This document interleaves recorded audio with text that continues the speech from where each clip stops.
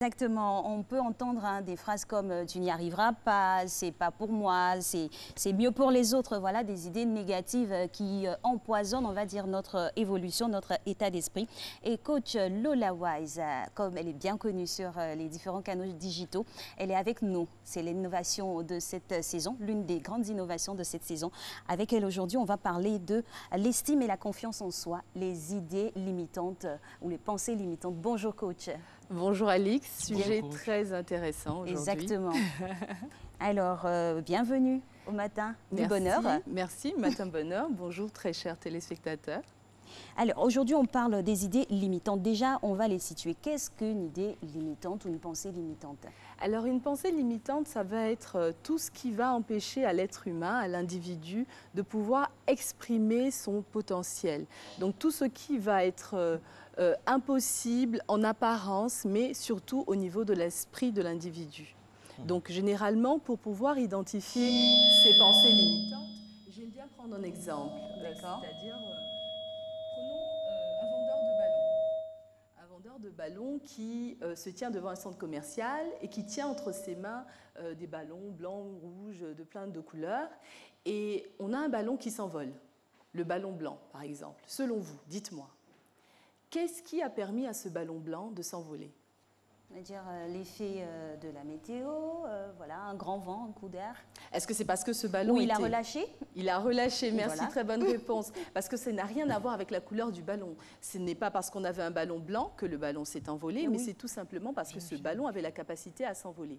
Alors pourquoi je parle de cet exemple? Parce que j'aimerais faire un parallèle entre ce vendeur de ballons et les pensées limitantes. En réalité, la pensée limitante agit comme la main qui tient les ballons et qui empêche les ballons en réalité de s'envoler. Tous ces ballons entre les mains du vendeur ont la capacité à s'envoler.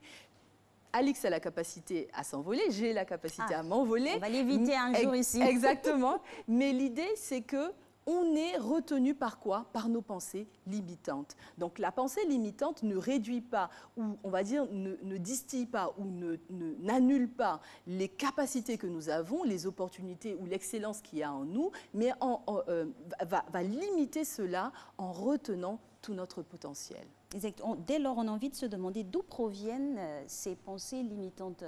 Alors ces pensées limitantes, moi j'aime bien parler des trois E.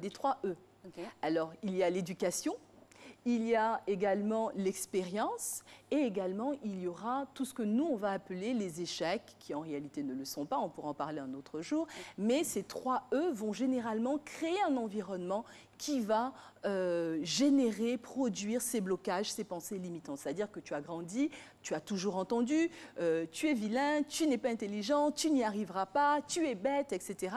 Et tu vas, on va dire, construire ta vie sur ces croyances-là.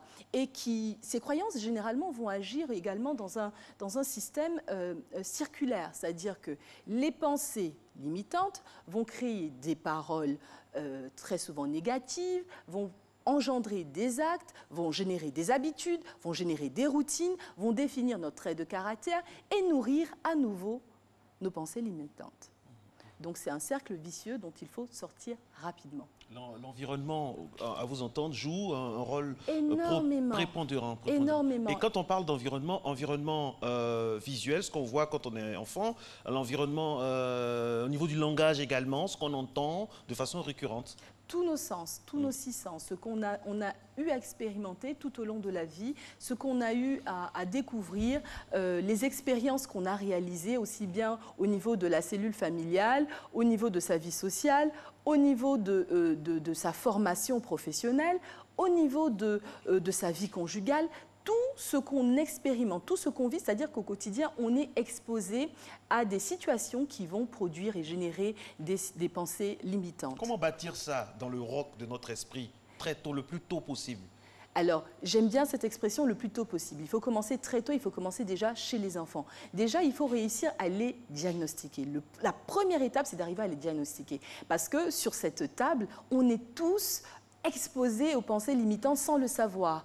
Et très souvent, elles finissent par devenir notre deuxième nature. C'est-à-dire qu'on se réveille le matin et on est convaincu qu'on a un long cou, donc on va porter toujours cette chevelure-là qui va empêcher de voir ce long cou. Je dis ça. C'est pas votre cas. Exactement, parce que, par exemple, quand on est tous plus jeunes, on a très souvent eu certains complexes, certaines frustrations. Donc tout ce qui va générer de la peur, de la colère, de la frustration, de la tristesse, très souvent, il y a une pensée limitante qui se cache derrière. Et à chaque fois qu'on a perdu une opportunité, où on n'a pas pu se lancer, on a peut-être une pensée limitante. On a 1 minute avant d'aller au journal pour récapituler. Qu'est-ce qu'il faut retenir donc Alors, ce qu'il faut retenir, c'est qu'il faut les neutraliser. Donc, une fois qu'on les a identifiés, les neutraliser comment? Avec des affirmations positives, se dire quotidiennement qu'on a en soi toutes ces capacités, ces possibilités-là, s'encourager quotidiennement, tous les matins, le faire surtout pour les enfants, parce qu'il faut commencer très tôt.